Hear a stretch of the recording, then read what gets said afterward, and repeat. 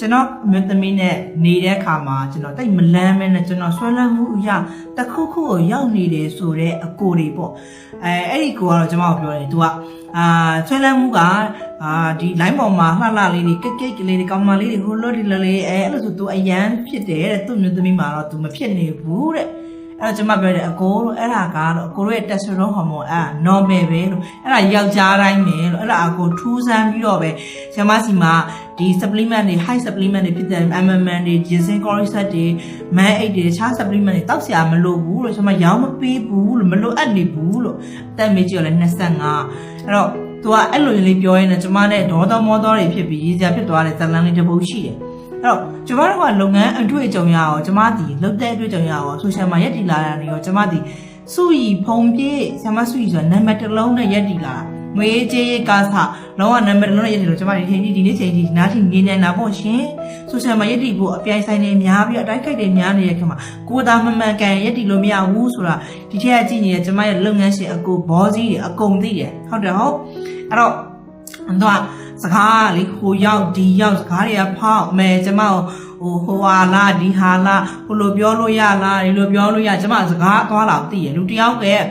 အတန်နှုံးစကားအသွားလာကိုမပြောနဲ့ကျမရဲ့သူ့ရဲ့အတန်နှုံးကြတယ်သူအသက်ရှူနှုံးဘယ်လောက်မြင့်နေနှိမ့်နေတယ်ပြီးရင်ဘယ်ဝပတ်ဝန်းကျင်လောက်ကနေသူကျမကိုဟောပြောနေတယ်ဆိုတာကစားကျမရဲ့အတွေ့အကြုံကကောက်ကောက်သိရကျမ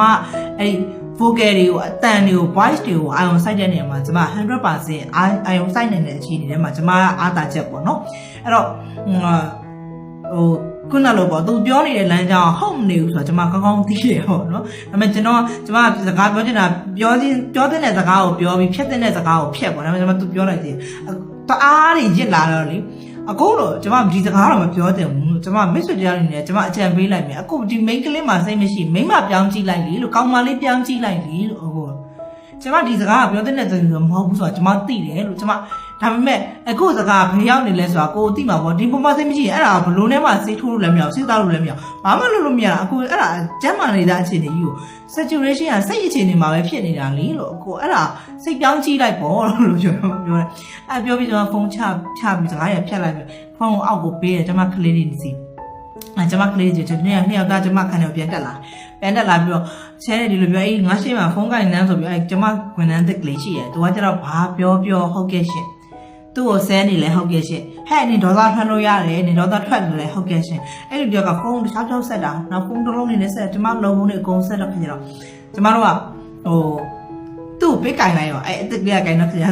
ဟုတ်ကဲ့ရှင်ဒီနေ့တိုင်းကောက်မှန်ကျမတို့သိတာပေါ့နော်ဒီလူမန်းဆိုတာသိနေပြီဒါပေမဲ့ तू ကဖုန်းကင်ပြီးပြောမှ तू ကညီမလေးတို့ကဘယ်ချိန်ကြီးလုံးတာတော့ရေးသားရှိလားညီမလေးတို့ရှာမကဘယ်လိုပဲထမ်းတာဘာဖြစ်တယ်ညာဖြစ်တယ်လာရောအဲ့လိုမျိုးအဲ့နဲ့ဒါအလုံးနဲ့ဘောင်နဲ့မဟုတ်တာကိုကျမတို့မဖြစ်ဘူးဘာညာဖြစ်ပြောလိုက်တဲ့ခါကျတော့စကားတွေအဆုံးသတ်လိုက်တဲ့ခါမှာညီတို့တွေရတဲ့ယောက်ျားရမယ့်ထဲမှာမပါဘူးတဲ့လေးတန်းနေကွာအကောမင်းမလို့မမေးအိုင်နဲ့ပြောနေတယ်ဆို